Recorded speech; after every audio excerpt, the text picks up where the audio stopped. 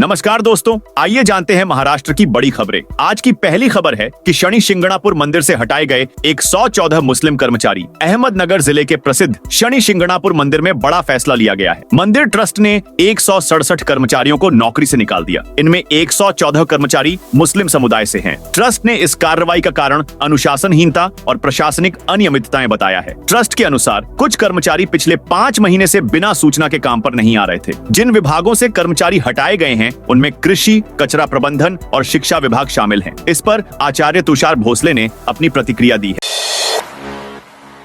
पुणे में अजित पवार के कार्यक्रम में बड़ा हंगामा। कर्ज माफी के मुद्दे पर प्रहार कार्यकर्ता आक्रामक। राज्य के उप मुख्यमंत्री अजित पवार पुणे के दौरे पर हैं। अजित पवार जब एक कार्यक्रम में बोल रहे थे, उसी दौरान प्रहार के कुछ कार्यकर्ताओं ने किसानों की कर्ज माफी के मुद्दे पर जमकर हंगामा किया। इस दौरान प्रहार के कुछ कार्यकर्ताओं ने अजित पवार के कार्यक्रम में नारेबाजी की और मांग की कि राज्य सरकार किसानों की कर्ज माफी समेत पूर्व विधायक बच्चू कडू की मांगों को स्वीकार करे। इस वजह से कार्यक्रम में कुछ देर के लिए अफरा तफरी मच गई।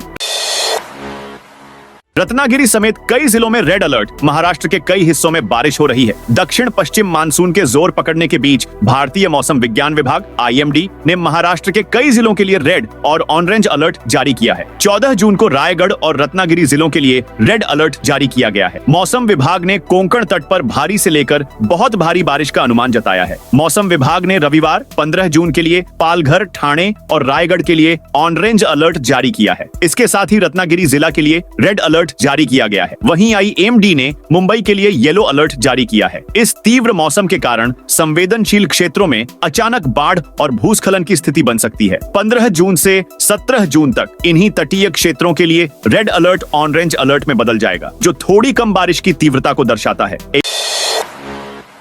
एयर इंडिया हादसे पर राउत का बड़ा हमला। अहमदाबाद एयर इंडिया विमान हादसे को लेकर राजनीतिक आरोप प्रत्यारोप तेज हो गए हैं। शिवसेना UBT के वरिष्ठ नेता और सांसद संजय राउत ने प्रेस कॉन्फ्रेंस कर इस हादसे पर गहरा सवाल उठाया। उन्होंने कहा कि नागरिक उड्डयन जैसे महत्वपूर्ण क्षेत्र को सरकार ने गंभीरता से लेना बंद कर दिया है। PTI के अनुसार उन्होंने 14 जून के प्रेस कॉन्फ्रेंस में ये आरोप लगाए हैं। राज ठाकरे और देवेंद्र फडणवीस की मुलाकात से नाराज।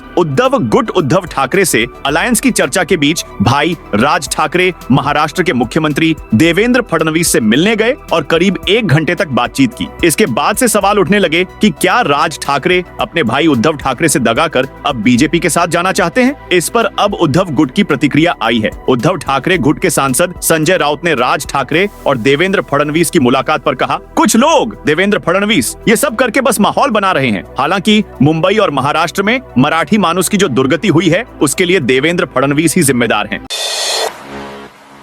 विजय वडेट्टीवार बोले, किसान कर्ज माफी पर कमेटी गठित करने की बजाय जल्द फैसला लिया जाए। प्रहार जनशक्ति संगठन के प्रमुख बच्चू कडू किसानों की कर्ज माफी और किसानों के विभिन्न मुद्दों को लेकर अपना आंदोलन जारी रखे हुए हैं। कांग्रेस भी मांग कर रही है कि किसानों का कर्ज पूरी तरह माफ किया जाए। इसलिए हम किसानों के मुद्दों पर संघर्ष कर रहे बच्चू कडू का समर्थन करते हैं। ऐसा कांग्रेस विधायक दल के नेता विजय वडेट्टीवार ने आज अपने नागपुर स्थित आवास पर पत्रकारों से बात करते हुए कहा। पालघर में भारी बारिश से 90 से ज्यादा घरों को नुकसान। पालघर जिले में गुरुवार देर रात से शुक्रवार सुबह तक तेज बारिश हुई, जिससे कई इलाकों में जनजीवन प्रभावित हुआ। जिला आपदा प्रबंधन प्रकोष्ठ के प्रमुख विवेकानंद कदम ने बताया कि भारी बारिश और तेज हवाओं के कारण घरों, बिजली व्यवस्था और परिवहन सेवाओं को नुकसान पहुंचा है। दहानू तालुका में 70 और पालघर तालुका में 22 घरों को नुकसान हुआ है। कुछ मामले तलासरी और विक्रमगढ़ में भी सामने आए हैं। घरों की दीवारें गिर गईं और कई मकानों की छतें उड़ गईं। इन मामलों में मुआवजे के लिए प्रशासन की ओर से पंचनामा की प्रक्रिया शुरू कर दी गई है। मंत्री की मौजूदगी में बीजेपी कार्यकर्ताओं के 2 गुटों में हिंसक झड़प। महाराष्ट्र में सत्ताधारी पार्टी बीजेपी के बीच गुटबाजी और आंतरिक विवाद एक बार फिर खुलकर सामने आ गया। गुरुवार सुबह मुंबई में आशीष शेलार के कांदिवली पूर्व स्थित जानूपाड़ा इलाके के दौरे के दौरान भाजपा कार्यकर्ताओं के 2 गुट आपस में भिड़ गए। यह झड़प इतनी हिंसक हो गई कि मौके पर मौजूद पुलिस को हस्तक्षेप करना पड़ा। जानकारी के अनुसार भाजपा पदाधिकारी और चुनाव समिति के सदस्य देवांग दवे और भाजपा के पूर्व पार्षद प्रकाश दरेकर, विधायक प्रवीण दरेकर के भाई के समर्थकों के बीच कहासुनी ने देखते ही देखते हिंसक रूप ले लिया। स्थिति इतनी बिगड़ गई कि पार्टी के वरिष्ठ नेता आशीष शेलार और पुलिस कर्मियों की मौजूदगी के बावजूद दोनों गुटों के बीच मारपीट शुरू हो गई। देवेंद्र फडणवीस ने 5 यूनिवर्सिटीज को सौंपा लेटर ऑफ इंटेंट। महाराष्ट्र के मुख्यमंत्री देवेंद्र फडणवीस ने शनिवार को केंद्रीय मंत्री धर्मेंद्र प्रधान के साथ Mumbai rising creating an international education city project के तहत महाराष्ट्र में कैंपस के लिए 5 प्रतिष्ठित इंटरनेशनल यूनिवर्सिटीज अंतरराष्ट्रीय विश्वविद्यालयों को लेटर ऑफ इंटेंट सौंपा। मुंबई राइजिंग कार्यक्रम में मुख्यमंत्री देवेंद्र फडणवीस ने कहा, यूजीसी ने 5 विश्वविद्यालयों को आशय पत्र दिया है। उनके परिसर महाराष्ट्र में बनाए जाएंगे। ये 5 विश्वविद्यालय हैं एबरडीन विश्वविद्यालय, यॉर्क विश्वविद्यालय, Illinois institute of technology, western Australia विश्वविद्यालय और आईडी यूरोपीय डिजाइन संस्थान। पीएम मोदी के नेतृत्व में एनआईपी ने भारत में ज्ञान के दरवाजे खोले हैं।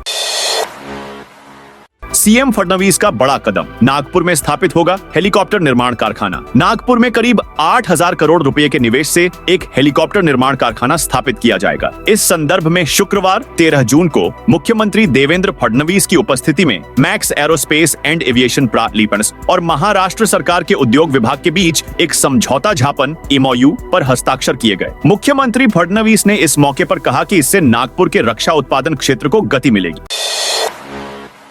महाराष्ट्र ATS की बड़ी कार्रवाई, ठाणे से अवैध हथियारों के साथ 2 आरोपी गिरफ्तार। महाराष्ट्र ATS ने खुफिया जानकारी के आधार पर ठाणे जिले में बड़ी कार्रवाई करते हुए अवैध हथियारों के नेटवर्क का पर्दाफाश किया है। ATS सूत्रों ने बताया कि उन्होंने 2 आरोपियों को गिरफ्तार कर उनके पास से 4 पिस्तौलें, 35 जिंदा कारतूस और 2 मैगजीन जब्त की हैं। जब्त किए गए हथियारों की कुल कीमत करीब 7,50,000 रुपए बताई जा रही है। एक अधिकारी ने बताया कि ATS को गुप्त सूचना मिली थी कि डोंबिवली के महात्मा गांधी रोड इलाके में एक संदिग्ध शख्स अवैध हथियार लेकर आने वाला है। इस इनपुट के आधार पर काला चौकी यूनिट ने इलाके में ट्रैप लगाकर घंटों इंतजार किया और फिर 35 साल के संदिग्ध को हिरासत में लिया गया और जब उसकी तलाशी ली गई तो उसके पास से 3 पिस्तौल और 35 जिंदा कारतूस बरामद हुए। कृषि ऋण माफी की बार बार मांग करना अनुचित, मंत्री गिरीश महाजन की किसानों को अजीब सलाह। महायुति सरकार ने चुनाव से पहले किसानों की कर्ज माफी की घोषणा की थी। सरकार द्वारा किए गए अन्य अच्छे कामों को नजरअंदाज करके कर्ज माफी के पीछे भागना ठीक नहीं है। सरकार अच्छी विकास योजनाएं लागू कर रही है। देखिए सड़कें और पुल कैसे सुधर रहे हैं। ये भाजपा नेता और मंत्री गिरीश महाजन की किसानों को दी गई अजीबोगरीब सलाह है। तो दोस्तों, यह थी आज महाराष्ट्र की बड़ी खबरें। आप इस वीडियो को कौन से जिले से देख रहे हैं, उस जिले का नाम जरूर बताइए।